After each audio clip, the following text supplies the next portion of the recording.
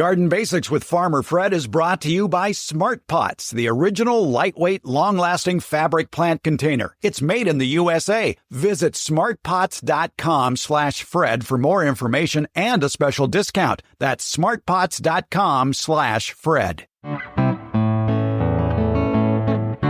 Welcome to the Garden Basics with Farmer Fred podcast. If you're just a beginning gardener or you want good gardening information, well, you've come to the right spot. There was a survey that asked gardeners coast to coast, what are your favorite homegrown vegetables? So we have a podcast about America's top 10 homegrown vegetables to grow and enjoy. Master gardener and vegetable expert Gail Pothour and I talk about each of these 10, along with growing advice for each one, our favorite varieties, and tips for having more backyard success with those vegetables. So today, we revisit our chat from 2023 about tomatoes. There's no surprise there that that's America's favorite vegetable to grow, as well as cucumbers, sweet peppers, beans, and carrots. Gail and I also talk about summer squash, onions, hot peppers, lettuce, and peas. Plus, we talk about our honorable mentions, backyard garden vegetables that should be in that top 10. It's all in today's episode, America's favorite vegetables to grow and enjoy. We're podcasting from Barking Dog Studios here in the beautiful Abutilon jungle in suburban Purgatory. It's the Garden Basics with Farmer Fred podcast, and we're brought to you today by Smart Pots and Dave Wilson Nursery. Let's go. Have you ever wondered what are the top 10 garden vegetables that people grow in their backyard? Well, the National Gardening Association took a survey, and so did the Rapid City, South Dakota Journal newspaper, and together they came up with this list of the 10 most popular homegrown garden vegetables. So we're going to spend a few minutes on each talking about them and maybe give you some tips on growing the most popular ones. And if you want to be a popular gardener, these are 10 good ones to start with. Gail Pothour is with us. Gail is the Sacramento County Master Gardener, vegetable expert extraordinaire. And Gail, it's no one's surprise that on the National Garden Association's list of the most popular garden vegetables, tomatoes is number one, with something like 86% of gardeners saying that, yeah, we plant tomatoes. It's number one on every list I've ever seen, any book on tomatoes I've ever read. So yes, that's probably the reason why a lot of people got into vegetable gardening was to start growing tomatoes. So yeah, I agree. Number one. And especially with salsa overtaking ketchup as America's favorite condiment, I'm not surprised either that tomatoes are right up there at number one because, frankly, salsa is a lot easier to make than ketchup. However, you can't grow your cilantro in the summer when we have tomatoes. So, yeah. I will tell you a way on how to do it. Oh, yeah, I would like to know because, right. Boy, mine suffers. Remind me to tell you. Okay. Don't let me forget. All right. Okay. With tomatoes, let's start with the beginning gardener. If you're growing your first garden and you want tomatoes, America's most popular homegrown vegetable, well, start with something with training wheels, something that might be easy. And usually the most seasoned gardeners will say, well, start with a hybrid variety. Don't start with an heirloom. Start with something easy to grow. Start with something that is going to produce a lot of fruit, like a cherry tomato, and go with the tried and true varieties for your area. Right, especially a cherry tomato. I think they pretty much can be grown by anyone, anywhere, as long as they have some sun.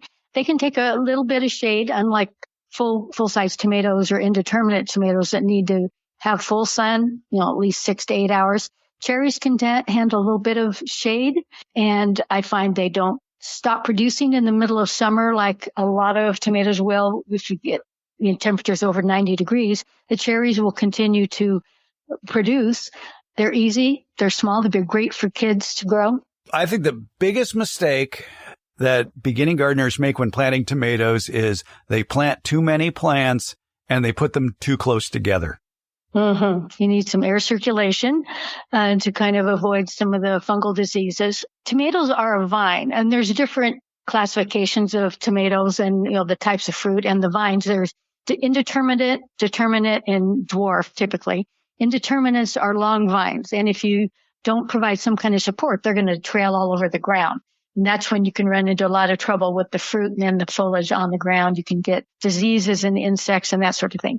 So indeterminates need to be caged or staked some way. Exactly. Very good idea to train those tomato plants and using a stake or a cage. And you can make the cages. You can buy cages, but I got to tell you, if you're going to buy tomato cages, make sure they're a good size. They should be at least 4 feet, 5 feet tall with a diameter at the top of probably 2.5, 3 feet. That would be ideal. And that goes back to how far apart you should plant your tomatoes as well, which would be, I would plant them at least 3 feet apart, if not 4 feet apart. Right. I have 12-foot beds and I will get 4 in there maximum, 3 or 4.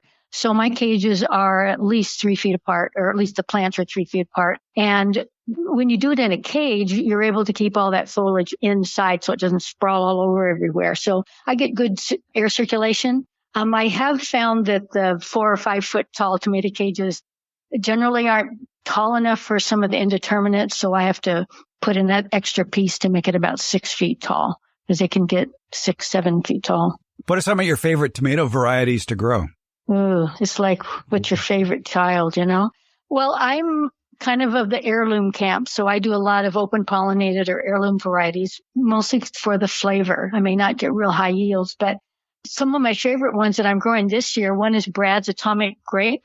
It's an open pollinated one that Brad Gates has developed for his wild boar farms.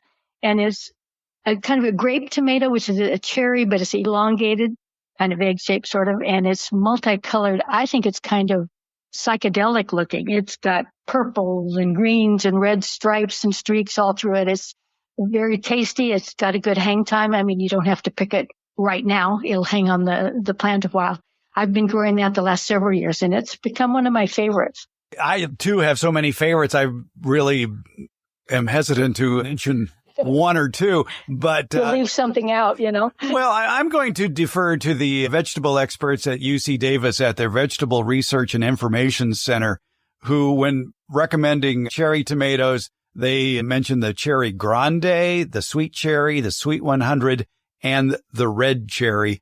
And for container varieties, as far as cherry tomatoes go, they have patio, toy boy, better bush, and small fry. Yeah, I find if you're going to grow tomatoes in a container, you don't want to do an indeterminate one because you'd have to have a huge container and it would fall over and be top heavy. So look for varieties that have patio in their name, like patio boy or something, or a dwarf. It's a dwarf variety. That way you don't have to grow it in such a large container and they'll do just fine. Some of those will need to still have some kind of cage. And I find on those really short container type tomatoes, you can use the tomato cages that you find at the garden center that are cone shaped. Mm-hmm. I use those for really small tomatoes, peppers, and eggplant as well. Yes, indeed. Yeah, I call them pepper cages, as a matter of fact. Yeah, that's mostly what I use them for. But when you asked about my favorite, one that I grew last year, I've been growing it a number of years and actually saving seed, it's an heirloom. I'm an heirloom lover. It's called Thorburns Terracotta, and it's this most amazing terracotta color. I mean, kind of orangey, olivey, honey brown, and it's amazing. The flavor's great. Had pretty good yields on it. I like green doctors. That's actually my favorite cherry tomato. It's a green cherry that's prolific, indeterminate, so it's a big plant. And it produces all season. I haven't had any cracking on it. And when it's ripe, and some green tomatoes are hard to tell when they're ready to pick, kind of turns yellowy. So it has a yellow cast to it. One of the hybrids that I've been growing in the last several years is Purple Boy hybrid. And I've had really good luck with that. It's kind of a medium-sized black, they call it black variety, which in the tomato world is kind of a dusky rose with purpley overtones, green shoulders. It's really good, a good producer. And then my favorite one to cook with is Goldman's Italian American. It's an heirloom from Italy, and it is large, squat, kind of pear-shaped red fruit, and it's kind of pleats in it, accordion-looking pleats. It's really interesting looking. The flesh is blood red when it's ripe and really meaty, not very many seeds, so it's great for cooking. I take it these aren't tomatoes you found down at Lowe's or Home Depot. No. And that's one of the reasons I start all my tomatoes ahead of time, usually early February or so, for transplanting out on your birthday, Fred, April 28th. So it's coming up.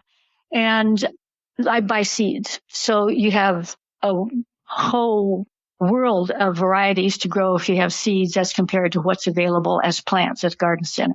If you're going to be heading out to the nursery to buy tomato plants to be planting during the month of May or even into June, there's a lot of good hybrids that are tried and true across the country that work really well, and that are commonly available too, like Ace, Better Boy, Early Girl, Champion.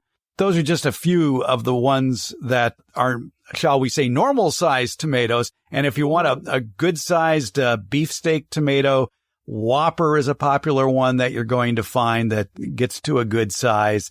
One of my favorite big ones, too, is Big Beef. I'm just hesitant to talk about heirlooms because all gardening is local. And if I mention my favorite beefsteak heirloom tomato as Dr. Weish's yellow, I know that somebody's going to try it and not have good luck with it, but that is. Well, right. And I've tried Brandywine. That's probably the gold standard for heirloom tomatoes, and I can't get Brandywine to grow. I've grown a couple of other heirlooms. The names are escaping me right now. Paul Robeson, I think, is one, or Black Trim, that are supposed to be fabulous, and I got one fruit on them. So, yeah, I stick with the heirlooms that I have success with. Well, at this rate, we'll be done with this program in 3 hours. So let's move on. Right. Yeah, okay. on our 10 most popular homegrown garden vegetables. Number 2, and I will tell you right off, I don't eat it, so I don't grow it. I hope you have, and you can tell us all about cucumbers. Well, my husband won't eat them, so I grow them rarely at home. I am actually going to grow 2 of my favorites this year. One is called Green Fingers, and the other is Silver Slicer. And Silver Slicer is a white, kind of off-white cucumber that is very crisp and juicy. It's great. Green Fingers is a hybrid Persian. It's a small, like a baby cucumber, so you pick them when they're little, and it's never bitter, so it's really good. And then if I'm going to make pickles, I like to grow Alibi. That's a hybrid pickling cucumber. Cucumbers, we are not going to plant them in our area probably for several more weeks. They like to have really warm soil. Probably in about, a couple, 3 weeks, we should hit 70 degrees, 65 or 70 degrees for the soil, and that's when we'll plant. Yeah, and remember, we're talking soil temperature here, and right now, even here in sunny California, even though we had one of the coldest, wettest winters ever, our soil temperatures are just starting to get into the upper 50s to low 60s, and it'll be a while before it gets into the 70s, which is prime growing conditions for those roots to really shift into high gear and start production. It could easily be June and July. Yeah, and cucumber is something that you can plant all through the summer. They grow fairly quickly, produce quickly, so you don't have to start right at the early in May, late April, early May. Even if the soil temperature has warmed up and the nighttime temperatures are not so cold, you can, start them in May, June, July and still get a good crop. You can either direct sow cucumbers or you could do transplants. They don't like to have their roots disturbed. So what I do, because I do transplants primarily because I have critters around my yard that like to eat the seedlings when they come up. So I will start them about 3 weeks before I want to transplant them out. They grow quickly. I do seeds in a 4-inch pot and transplant them directly from that pot. Make sure they're not root bound. So if you buy a transplant at the nursery or garden center, be sure it's not root bound. And the easiest way to do that is flip the pot over. If you see roots coming out the drain holes on that little container, put it back and go look for another one. Yep. And cucumbers can be trained up a trellis, so you don't need to use up a lot of real estate in your garden. Grow them up a trellis, and it makes for straighter fruits, and you get better air circulation that way as well. According to the Vegetable Research Information Center at UC Davis, some of the varieties they recommend for containers, which would indicate they have a respectful growth habit: Pickle Bush, Potluck, Bush Champion, Parks Bush Whopper, Salad Bush, and Space Master all are rated as suitable for containers. But you're right, most cucumbers need some training if you're going to be planting them.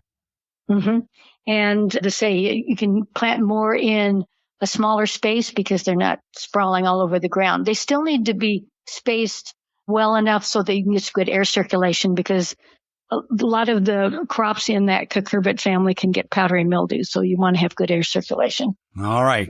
If you like cucumbers, you can plant them. They're easy to grow. And the good news, like you mentioned, is they grow easily from seed directly sown in the garden. How far apart would you space the seeds?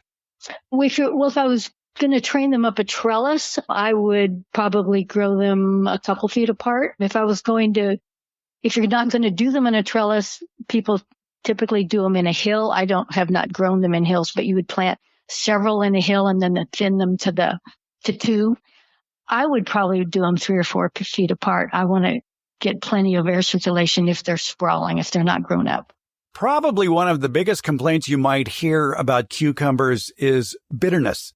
And they experience bitterness, especially those that they've grown for fresh use or for pickling.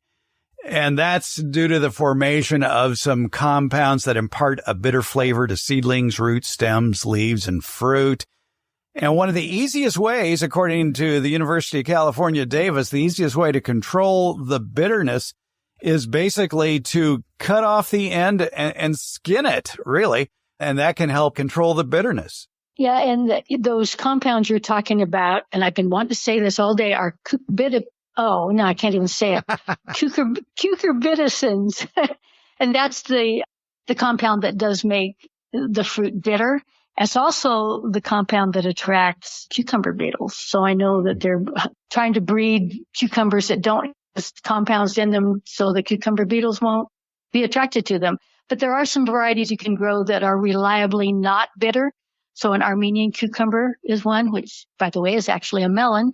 Lemon cucumbers and any of them that are Persian, those tend to not be bitter. Also, avoid growing cucumbers in cool or shaded locations, and they need regular moisture too, as well as regular fertilization. And usually if you choose the new hybrid varieties, bitterness is much less of a problem. And again, if you do taste a bitter cucumber, try peeling away the skin and the outer flesh and removing the stem end. Yeah, because I think that's where the bitterness tends to accumulate, or at least start, is at that stem end. So, yeah. But since I don't grow cucumbers all that often, I haven't experienced bitter cucumbers very often. Some of the varieties that are also recommended for burpless cucumbers, if there is such a thing. Sweet Slice is recommended by UC Davis for being burpless. My husband would appreciate that. That's why he doesn't eat them. Interesting that they note that burpless cucumbers tend to be long and slender with a tender skin, and the bitterness associated with the burp has been removed. Other causes of bitterness in cucumbers include temperature variation of more than 20 degrees, moisture stress, and storage of cucumbers near other ripening vegetables. So it sounds like ethylene gas is an issue here. Certainly does. All right. Number 3 on the National Garden Association of the 10 most popular garden vegetables, sweet peppers. And they actually broke it out from hot peppers. I find that interesting, but hot peppers is on the list too, so we will get to them a little bit later. I probably now I do grow more sweet peppers than I do tomato plants. Who would have thunk? It's just that there are so many different colors and tastes and aromas, and just the beauty of the sweet pepper in a salad is just so enticing. You want to try as many different varieties as possible, and they're going to change color as they grow for the most part. Yeah, I find that I do have my favorites, but every year I try new ones. I'm looking for that perfect, big, blocky bell that has thick flesh and, like the ones you buy at the grocery store, big, blocky. And I'm still searching for that. So the ones I'm doing this year, most of them are new to me. Still a couple of tried and true favorites. But yeah, I have a long list of my favorite sweet peppers. Well, I tell you what, if I have a big red or early sensation left over from planting, you can have them. They are big, blocky, tasty peppers, sweet peppers. The early sensation ripens to a really nice golden yellow, and big red, just like the name implies, is big and red and blocky. Okay. I would love to try that. Yes. Okay. Good. I'm moving plants today too. Good. Oh, are you? Okay. One of my favorites that had become a favorite, I grew it for the first time last year, was astonishing yield. It was called Sweet Roaster.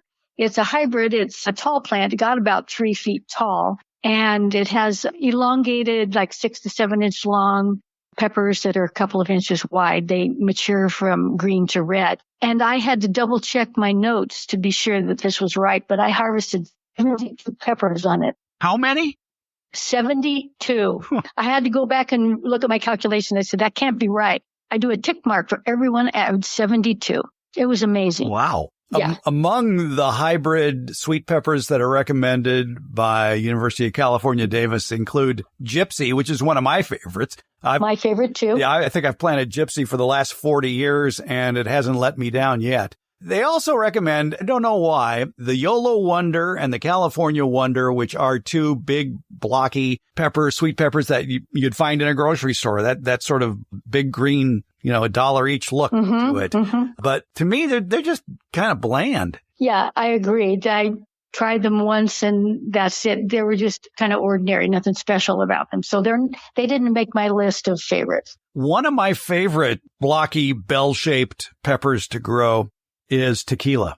It is just a beautiful deep purple color with an aroma that is, I have yet to find another pepper with the aroma of tequila. Can you still find seeds for those? I've had difficulty finding that. Yeah, I didn't have any problems finding them. Let's see. I've been checking catalogs around and I saw the tequila pepper in, obviously, the Totally Tomatoes catalog. Go figure. Oh, okay. That's one that I used to grow and I really liked it. And somehow it's dropped off my radar. When I tried finding it, I couldn't. So I didn't do an extensive search, apparently. All right. I'm adding tequila to the Big Red and Early Sensation list for you then. Okay. Yeah, we're going to move out more plants. All right. This is good. Here's a planting tip that I didn't realize until this year how effective it is. And this has to do with planting tomatoes or peppers. And Don Shore of Redwood Barn Nursery shared that with us a few weeks ago. And he was saying, if you just transplant those, either the nursery bought tomatoes or peppers, but especially tomatoes, transplant them into 1 gallon containers 3 weeks or so before you plant them outdoors. They take on a vigor that will surprise you and will probably end up producing tomatoes, especially quicker than that if you planted it from a 4-inch pot. Because there's less stress.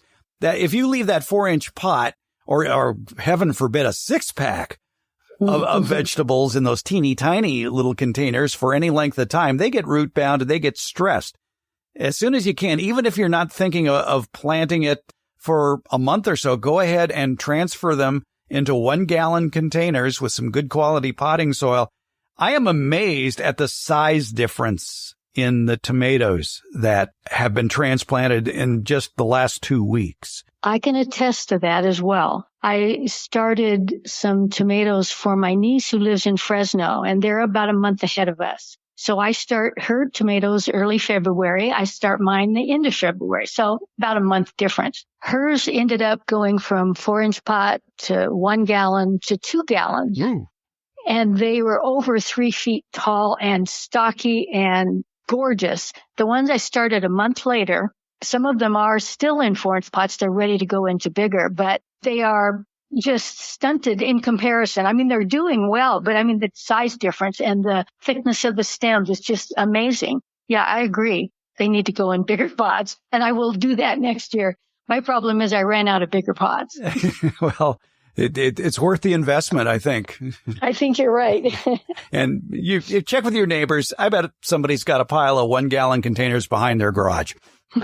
I'm sure. More than likely. All right. But even the peppers that I transplanted from the 4-inch containers into 1 gallon containers, they're bigger and stockier as well. Not as dramatic as tomatoes, but the sweet pepper plants are much bigger as well. Yeah. And something else I've been doing the last couple of years is following Debbie Flower's technique of germinating pepper seeds. And I've become a believer because pepper seeds typically take several weeks. I mean, they're slow to germinate, even with a heating mat. Her technique is soaking the seeds in hydrogen peroxide for 10 minutes. And I'm a believer. That's the way I'm going to be germinating them from now on. It seems to be really working. I don't know why. If it just softens the seed coat, if it I mean, I don't know, but it has worked for me really well. It's worked for me as well. It's taken the germination from what used to be 3 weeks down to about a week and a half. Right. The same here. Yes. Another option, too, in that regard, too, is to germinate the pepper seeds between moist coffee filters. And as soon as they germinate, as soon as you see that little root come out, plant it in a seed starting mix, and you can get plants quicker that way, too. Good idea. I haven't tried that. I will. Going on to number 4 on the top 10 list of the home garden plants worth trying in your garden, beans. Now, originally, the National Garden Association said green beans, but I think beans in general are recommended and very tasty, too. Probably snap beans, maybe more so than dry beans or something, although I do grow dry beans as well. But if it's snap beans, the typical bean, mostly it's green beans you see in the grocery store or whatever. But there's also yellow beans that are called wax beans sometimes. And there's purple beans as well. There's some that are slender and flat. Those are the Roma type. Those are my favorite. And then there's varieties that are a bush or pole. So some will need support, a tall support, the pole especially. Canned string beans, what are they made of? Canned string beans? Yes, string beans that you'd buy in a can. What kind of bean is that? I don't know. I mean, I would assume I don't know. I don't know either. It doesn't list the variety name on the container, so I don't know. And if you went looking for string bean seeds, I'm not so sure you would find any. Yeah, I don't know. Well, maybe they're snap bush green beans, and that would include things like contender, harvester, Roman, or tender crop. Among the snap pole green beans are Kentucky Wonder, Romano, and Scarlet Runner. And the Scarlet Runner has the attractive scarlet flowers as well. Right. Depending on where you live, you may not get a crop or much of a crop of beans. They dislike hot summer that we have here in the Sacramento area. We still get flowers on them, but we don't get beans. I know down in the Bay Area or cooler summer areas, you can get beans on them, but up here it's ornamental and they're beautiful flowers. Now, that's not to say that there aren't warm season legumes like certain bush beans that can grow here in the summertime. And some heirloom varieties. I grew one called Bingo, which was very productive. My favorite bush is a green bean that's called Strike. I've had great luck with that. Really prolific. The plants have been pretty disease resistant. And then we do like the Romano or the Roma type that are more flat, wider and flat. And I think they're meatier. They have a little different flavor. So that's a favorite one that I'll grow. And then I like to have color in my food. So I don't do just green beans. I'll do yellow beans and purple beans as well. The yellow one, my favorite is Rock d'Or, which happens to be an heirloom. And then Purple Queen, it's gorgeous. It's this deep purple. However, when you cook it or blanch it, it turns green. Ooh, that sounds interesting. Yeah. The internet knows everything. And I quickly did a search for string beans, and it was the University of California again came up with the answer. Snap beans, also known as green or string beans. So you've got snap bush greens, the ones we mentioned, Contender, Harvester, Roman, and Tender Crop, and the snap pole green beans, the Kentucky Wonder, the Romano, and the Scarlet Runner. So there's your string beans. I think they were called string beans way back when because they had strings on them. When you would cut the stem end off, you'd have to pull that string down. And I think I have a recollection that's why they called them string beans. But now they've bred them to be more tender and not have that string. So he was also a featured banjo player on Hee Haw. Oh, is that right? Yeah. Oh, yeah. I'd forgotten about that. Yeah. Okay. All right. So beans, there you go. The number 4 crop grown in home garden vegetables. And according to the National Garden Association, something like 37% of all gardeners have grown them in the past or will be growing them again. So beans are up on that list. 39%. All right. Number 5. Oh boy, here we go. It's a crop that I think because it's a root crop, you can grow it just about year round, depending on your climate. Carrots. Mm-hmm. I have actually never tried growing them in the summer here because I think we're too hot. I think the roots would be too woody. It's generally a fall crop into spring in our area. But yeah, carrots can be easy to grow. Depends on your soil. They do like to have deep, loose soil, no stones or clods in them.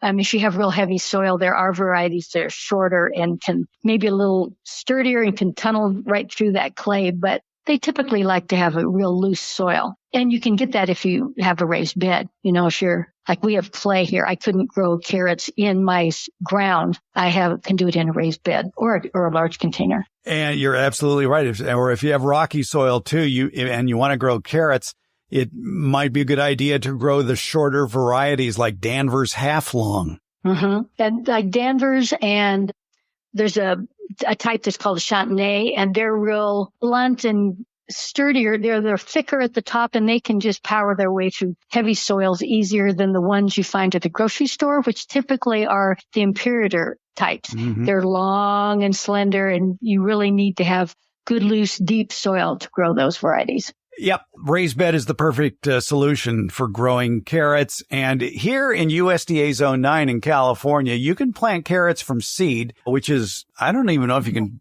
Have you ever seen carrots at a nursery as a transplant? I have, actually. I have recently, and I was astonished because I don't know how you would transplant a carrot without getting that root to be disturbed. I mean, it could twist or it could bend, and that's what you're harvesting. And so you want good straight roots. So I don't know how you would do that.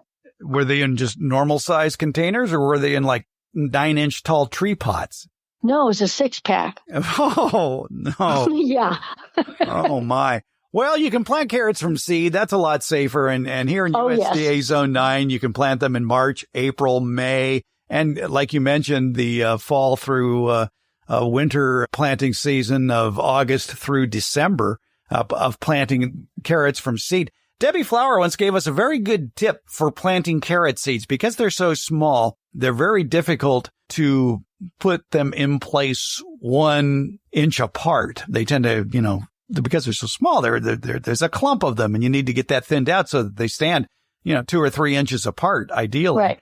And one of her students came up with it, and they used moist chopsticks. They dipped the chopstick in water and then dipped it in a bowl of carrot seed, and then were very carefully shoving the carrot seeds off the chopstick into place in the garden a couple of inches apart. That seems to work. I haven't heard of that. I'll have to give that a try because, carrots, the seeds are so tiny that it's almost impossible to spread them out at their ultimate thinned destination. But wow. Okay. I'll have to try that. They do take a long time to germinate, I have found. I mean, it could take several weeks, even 3 or 4 weeks. So you got to keep them pretty moist. And we, at the horticulture center, what we typically do is put a piece of Agribon row cover over it. You could use burlap or whatever, and then soak that. And that would keep the soil moist until they start to come up. But they have a long germination period. Another tip to help thwart that waiting period, or at least let you know that, I've planted there, I better not disturb that soil. Debbie Flower gave us this tip, is to plant radishes nearby the carrot seeds, because radishes germinate so quickly, it will let you know that there are carrots also waiting to come up in that spot. Mm-hmm. So don't go digging around there. That's right. Yeah, that's a good tip to do. And radishes germinate so quickly, and you'll have them harvested before the carrots are even ready to thin much. So yeah, that's a good tip. All right. We can't finish yet, though, because I got to tell you the tip for growing cilantro in the summertime. Yes. All right. This tip came from Renee Shepard of Renee's Garden Seeds. And I was discussing this with her once, and her supplier of cilantro seeds, who does it in the Bay Area, told her that when he wants a crop of cilantro in the summertime, what he does is he grows it as microgreens.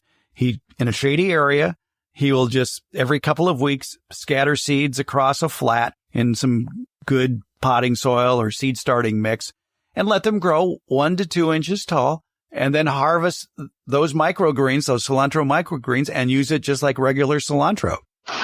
And I grow microgreens all the time. It never occurred to me to do cilantro. And he does them outside. Yeah. Okay. All right, because, they don't have time to bolt. That's true. I'm going to give that a try. Yes. Thank you. Smart Pots are the original award-winning fabric planter. They're sold worldwide. Smart Pots are proudly made 100% in the USA. Smart Pots are also BPA-free. There's no risk of chemicals leaching into the soil, your herbs, vegetables, and other edibles. That's why organic growers prefer Smart Pots. Smart Pots' breathable fabric creates a healthy root structure for plants. Smart Pots come in a wide array of sizes, and they can be reused year after year. Speaking of the cold weather that's on the way, if a frost or freeze is in the forecast, moving your frost-tender plants that are in the Smart Pots that have handles makes them even easier to move closer to the house for added warmth, or you could even move them inside for the winter. Visit smartpots.com/Fred for more information about the complete line of Smart Pots lightweight fabric containers.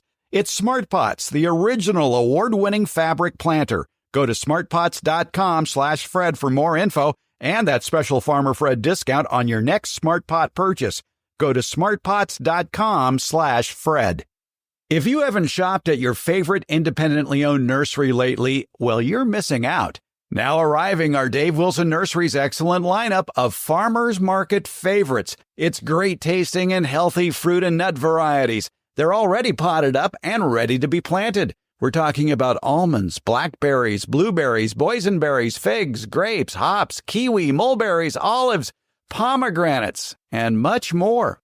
Oh, you want more? Well, here you go. Your favorite Dave Wilson bare root deciduous fruit trees are arriving. Peaches, plums, cherries, including my favorite, the plum apricot cross, the pluot. Wholesale grower Dave Wilson Nursery has probably the best lineup of great-tasting fruit and nut trees of any grower in the United States. Find out more at their website, davewilson.com. And while you're there, check out all the videos they have on how to plant and grow all their delicious varieties of fruit and nut trees. Plus, at davewilson.com, you're going to find the nursery nearest you that carries Dave Wilson's plants. Your harvest to better health begins at davewilson.com. Let's get back to our conversation with Master Gardener and vegetable expert Gail Pothour about America's favorite vegetables to grow and enjoy.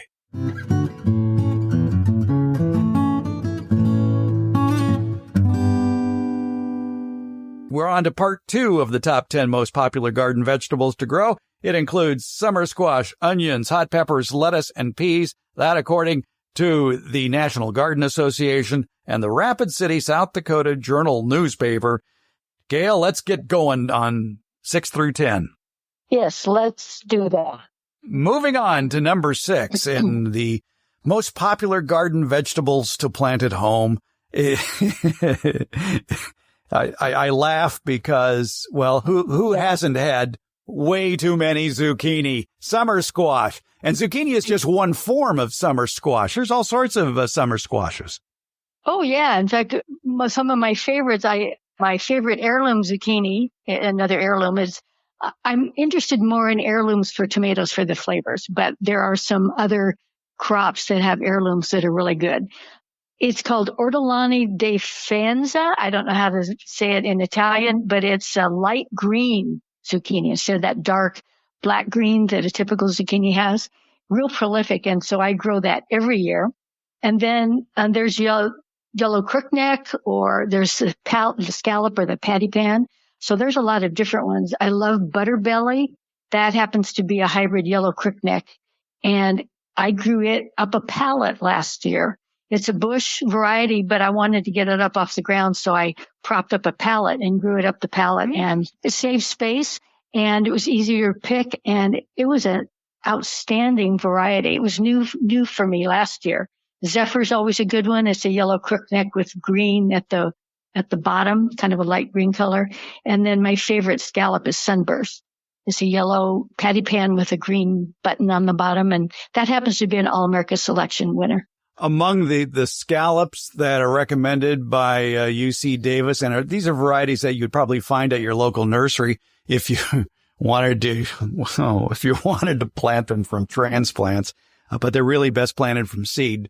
But refer back to our story of why you don't want to cram the roots just like cucumbers, they don't want their roots disturbed. Yeah, that's why it really is much easier from seed on summer squash.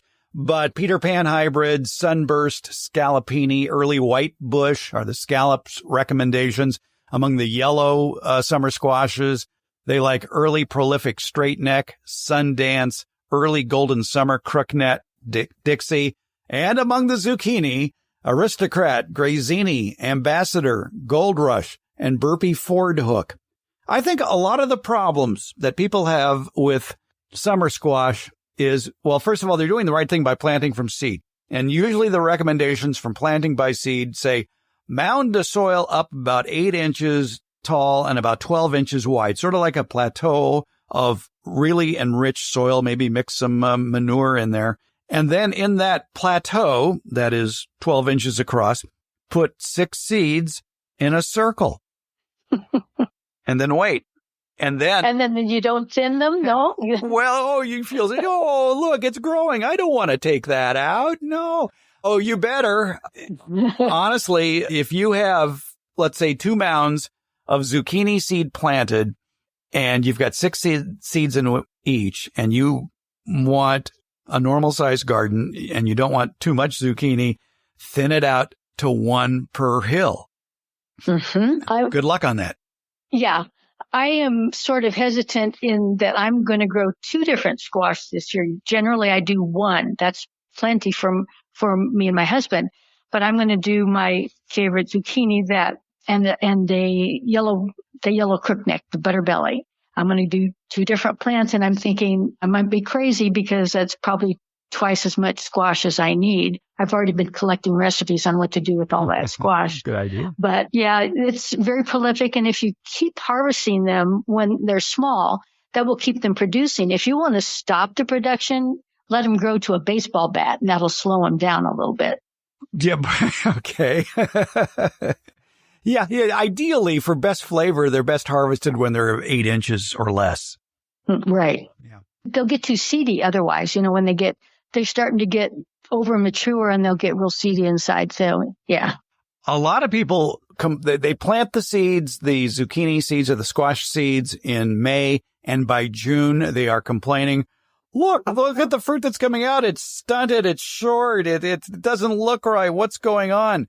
It's usually incomplete pollination because of the fact that they have separate male and female flowers and they don't produce male and female flowers necessarily on the same day if it's too hot or too cold.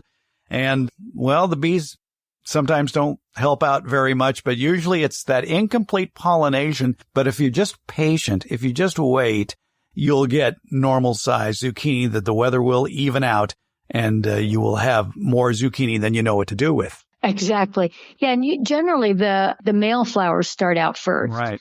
And so you'll have all these flowers and you think I have no fruit. Well, the female flower will have a little immature fruit at the base of it. And so you can tell the difference. And the males start first, then the females, when they need to get in sync with each other in the morning, because generally they're viable in the morning. And it takes a while and the weather can disrupt that. So yeah, you just got to be patient. As the University of California, Davis says, under good growing conditions, fruits are ready for first harvest 50 to 65 days after seeds are planted. And in the world of summer vegetables, that's pretty darn quick. It is quick, yes. Moving on in our list of the 10 most popular garden vegetables to grow at home, number 7 is onions. And onions, Gail, take patience. Oh, absolutely. And I find growing bulbing onions, the typical big onion, to kind of be a challenge. So I rarely grow onions in my own garden. If I do grow them, I'm going to grow one variety, and it's called Stockton Red. And it's getting a little more difficult to find seeds for Stockton Red, but that's one that I really like. But onions are day length sensitive. So you need to grow a type of onion, whether it's long day, short day, intermediate day, or day neutral, depending on your latitude. I think that's where a lot of people have problems. They are growing a variety that maybe isn't suited for their latitude. And so they either bolt prematurely or they don't bulb at all. So with Sacramento being in about a 38-degree latitude, we're intermediate day. So choose varieties that say they're intermediate day or that are day neutral. Day neutral means it doesn't matter. anybody can grow them. So that's kind of the key. And where I've run into problems, if I buy sets or something, they don't necessarily tell you if they're long day, short day, intermediate day, whatever. And so I'm buying the wrong variety. Stockton Reds, I know, will do well here. So that's an intermediate day. But onions can be a challenge. And so, as I say, I don't grow them that often. I'll grow green onions, or I'm currently growing Egyptian walking onions, but bulbing onions I don't do too often. Generally, onions are planted in late summer, early fall here in USDA Zone 9, September, October, and aren't harvested until June or July if you're going for the bulbing onions. Now, green onions are a different story. Green onions or scallions, you can grow those year-round here. Varieties like Evergreen White, Southport White, White Sweet Spanish, White Lisbon, Tokyo Long White, which I planted for the first time this year. And if you use a lot of green onions in your recipe preparations, always have a pot of onions growing. That's what I found, that green onions are something that I use more. Well, I use regular onions a lot too, but I use a lot of green onions. And so those are easy to grow. I can grow them in a container. I can grow them practically any time of the year. If it's too hot, I can move them into the shade. So yeah, that's a good one to grow. Yeah, unfortunately, by the time they are ready to harvest, it's not like you can take the onions out and plant something else. Actually, you could. When the onions are harvested, if you reinvigorate the soil, you could probably put in zucchini or another summer squash or a winter squash. Or set that space aside for planting your fall crop, because some of those can go in August or September. They like to have warm soil to germinate, but they don't necessarily like to have, they need cool climate to mature. So a lot of our cool season crops we would start growing when the soil is still warm, but we want them to mature when it's cooler out. So once you took those onions out, you could then plant something for the fall. Among the onion bulbing varieties recommended by the University of California, Davis's Vegetable Research and Information Center are Grano, Green-X, California Early Red, Fiesta, Yellow Sweet Spanish, White Sweet Spanish, Southport White Globe, Southport Red Globe, and the Stockton Yellow Globe. No Stockton Red in there, huh? We actually did an onion variety trial almost 10 years ago at the Fair Oaks Horticulture Center, where we grew several varieties of long day, intermediate day, and short day to see how they would do in our climate. And all the long day bolted, and some of the short day did as well. But that's what's critical, was to grow the right type. And what I mean by long day, intermediate day, and short day is, if you look at a map and you see your latitude, long day are going to be up north. So they need 14 to 16 hours of daylight in order for the bulbing to start. Intermediate day is 12 to 14 hours. Short day is 10 to 12 hours. That's down south. So it does have a lot to do with your latitude. Yeah, exactly. If you live in Edmonton, you can grow long day onions. And we did grow them here, and we found they don't do that well. So it doesn't work. I am not surprised on that. Well, here at Barking Dog Studios, we are running through the top 10 list of the most popular garden vegetables to grow.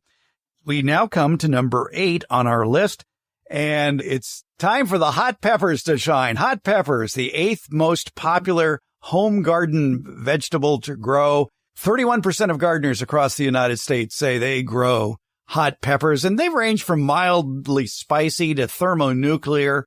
There's all kinds of varieties to suit many tastes and degrees of heat tolerance. There are some mildly warm ones that I like to grow, like Numex Joey Parker. That doesn't offend my taste buds too much. But for those that like it hot, really, really, really hot, you can grow those ghost peppers, the Butcholokias, the Charlestons, and the others. But there's a lot of good, tasty warm peppers too, like Anaheim, for example, or even some of the jalapenos. Yeah, I'm just shaking my head. I don't eat chilies. I can't tolerate that heat. So one of the hot peppers that I grow is called Trick You. It's a heatless jalapeno. So it's not classified as a sweet pepper, but it's a heatless jalapeno. And I grow that every year. And it's a hybrid that does great and huge yields. I like the flavor of the jalapeno without the heat, and that's what you get. My husband, on the other hand, likes hot peppers. And so every year I grow a little hanging basket of potapeno. It's a little miniature jalapeno. It's an All-America Selection winner. The fruits are only 1 to 2 inches long. And so I satisfy his heat requirement with those. But that's a good one to grow in a container. I could grow it in a hanging basket like we do. And we also do it at the Horticulture Center in a hanging basket or a small container. It's very prolific for something that size. I grew one last year called Nada-peno, and it looks like a jalapeno, but nada, it's not hot at all. And it was actually very tasty. I couldn't convince my wife, though, to cook with it because she was convinced it was a hot pepper. Oh. And she wouldn't take a bite of it because she won't fall for that trick again. That's right. And so I would eat it in front of her. Look, it's not hot. See, am I running for water? No, I'm not. But Nada-peno is actually it looks like a jalapeno, but there is very little heat associated with it. We mentioned some of the varieties that are popular that are fairly mild in their heat. The Anaheim, for example, the Hungarian yellow wax, which is moderately hot. That isn't too bad. And among the heirlooms, as I mentioned, New Mex Joey Parker is one of my favorites with a wonderful flavor, too. The problem with a lot of hot peppers is the heat overwhelms the flavor. You miss the flavor. Well, that's why I like the Trick 2 jalapeno, because I can actually taste the jalapeno, and I like the flavor of it. The heat just kind of overpowers. So, yeah, I'll leave the hot peppers to other people. There's another pepper out there called shishito. You talk to some people, they'll say, oh, it's a sweet pepper. You talk to others, they'll say, oh, it's a hot pepper. I've grown shishito. I grew them for 3 years in a row because I couldn't figure out why 9 out of 10 of the peppers at any one time that had ripened on the plant would be mild, but there was one that was hot. And it just made... And you never knew which one was hot. No, they all looked the same. It was like, it wasn't a case of it had changed color or anything like that. So the shishito, I think, is a tricky pepper. If you want to play Russian roulette with your mouth, get the shishito. I actually did try it one year. Someone convinced me to try it. They said they're so good, you pan fry them, and oh, they're great. So I did grow them, and I did hear that, occasionally you'll get a hot one. Well, every one I had was hot. And I read somewhere where they say you have to be sure to pick them when they're small. If they start getting larger, they'll all be hot. So I've not tried them since, but. All right, well, that's a good tip to have. All right, now we come to number 9 on the list of the 10 most popular garden vegetables, and it's a cool season crop in California. If you live in a very mild climate or the Bay Area of California, you can certainly grow all the lettuce varieties you want. Lettuce. And I can see why people grow lettuce, and I hope that you try something different than iceberg. Iceberg, to me, is the most nutritionless, tasteless lettuce that has fallen into mass marketing because there's a lot of leaf lettuce varieties that are so much tastier and also can withstand heat better than iceberg. Yeah, I was going to say iceberg doesn't do that well in the Sacramento area. We're too hot. And so we generally recommend try a loose leaf or a romaine or one of the butterhead types. But if you have to have an iceberg, pick that up at the store. Don't try growing it.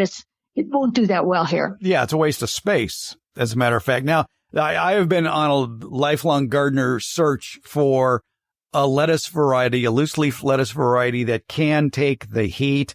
Some are better than others as far as getting maybe through July, but it seems like when July turns into August, they all start bolting.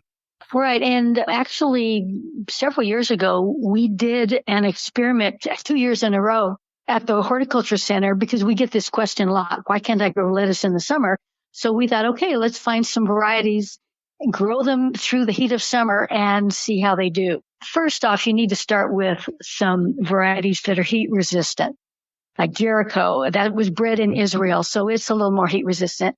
And we tried, half dozen or so different varieties. We monitored when we planted them, how many weeks it was before they started bolting. Some did better than others. Some did pretty well. But what we found is you need to mulch heavily to keep the moisture in, keep them well watered, provide shade during their entire lifespan in the summer, and then be prepared as soon as one starts to bolt, take it out and then replant with another transplant. So kind of a succession planting. It is possible, but it's a lot of work. I say it takes a lot of water and shading and monitoring.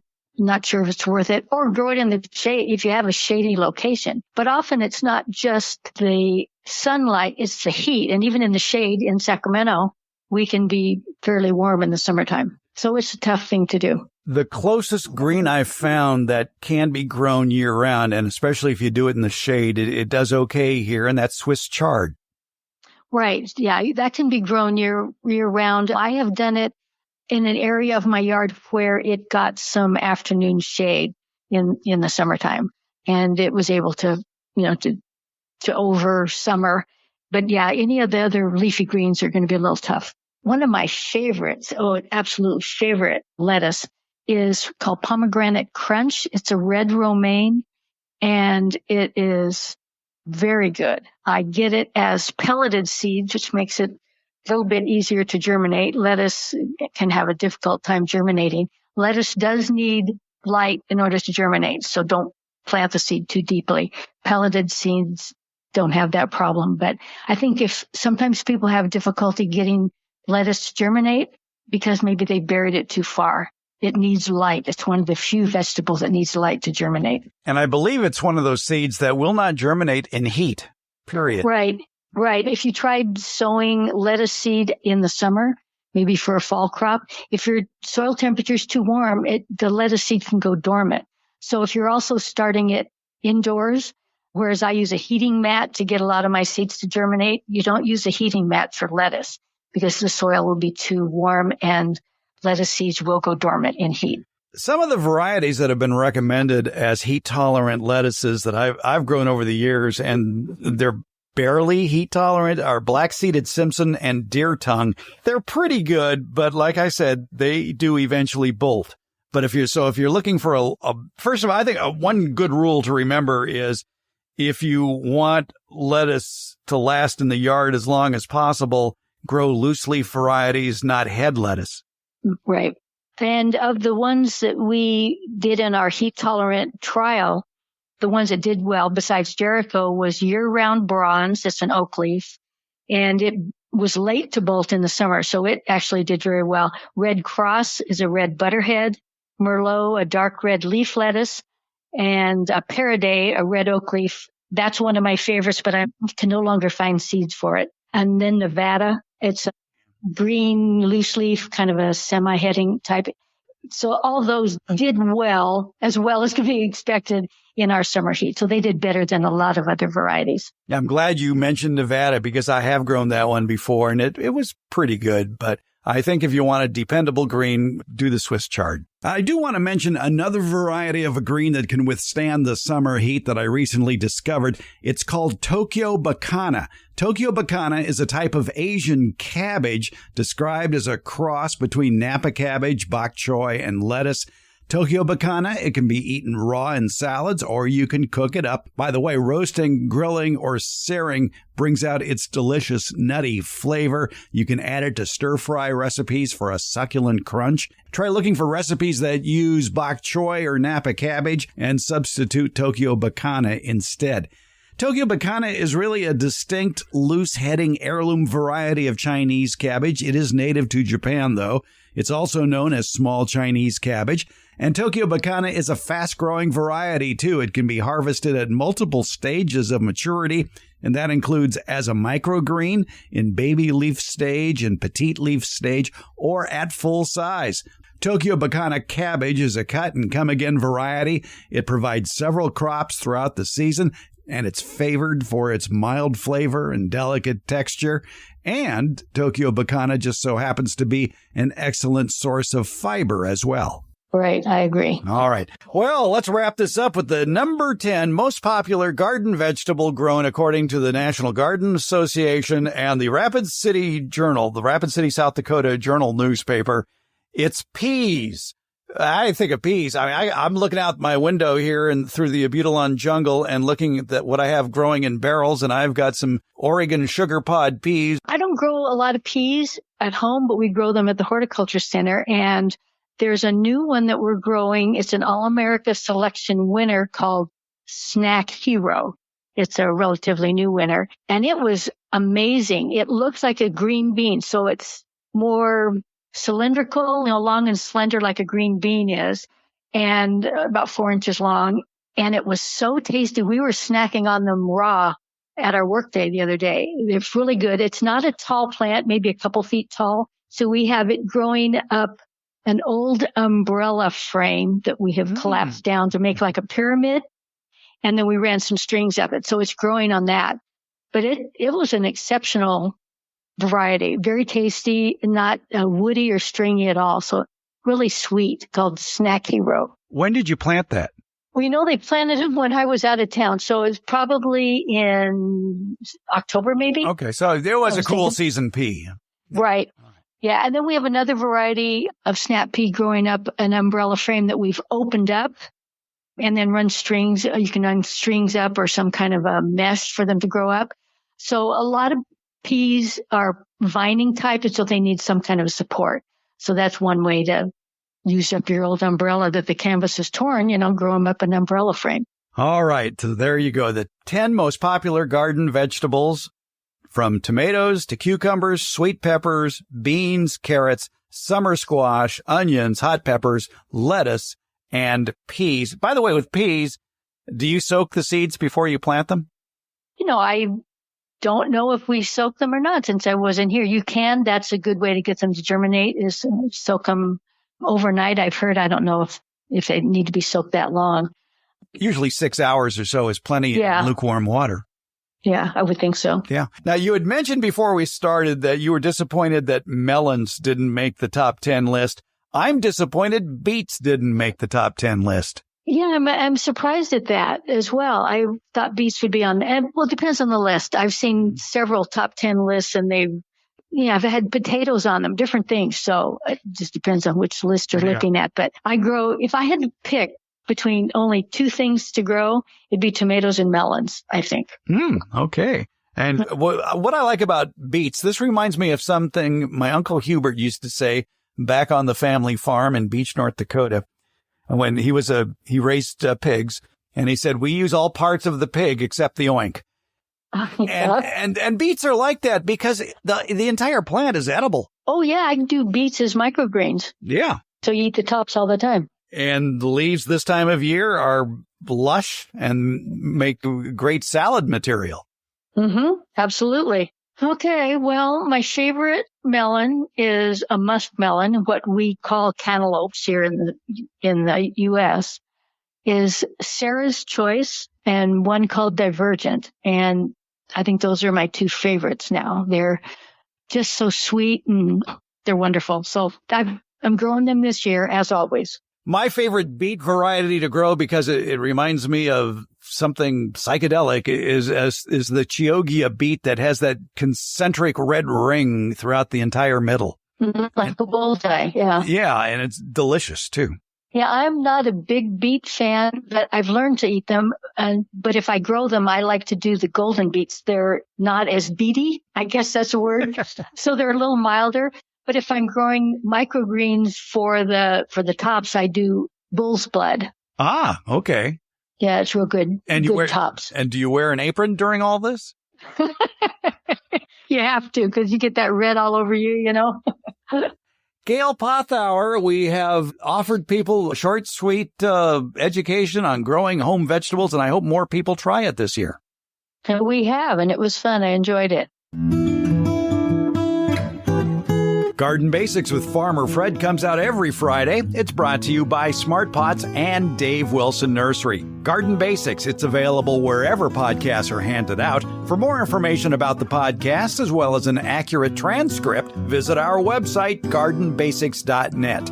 And thank you so much for listening and your support.